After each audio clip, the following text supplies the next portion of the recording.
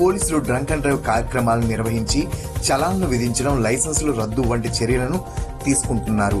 మద్యం సేవించడమే కాదు, అతివేగం వాహనాలు నడిపి ప్రమాదాల బారిన పడుతున్నారు. అంతేకాకుండా అటుగా వచ్చే వాళ్ల వాహనాలను ఢీకొనడంతో వారి ప్రాణాలు కూడా పోయే పరిస్థితి తీసుకొస్తున్నారు. దీనికి కారణంగా అధిక శాతం మంది అక్కడికక్కడే ప్రాణాలు కోల్పోయిన సందర్భాలు ఉన్నాయి. దీంతో వారిపైన ఆధారంగా బతుకుతున్న వారి కుటుంబాలకు తీరని వేదన మిగులుస్తున్నాయి. మరి కొంతమంది వికలాంగులుగా మారి జీవితాంతం బాధపడుతున్నారని 3 టౌన్ సీఏ అమ్మినాయుడు అన్నారు.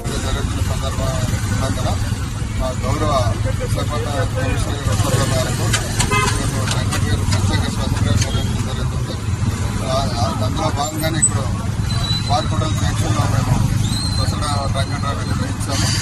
అందులో ఇప్పటికీ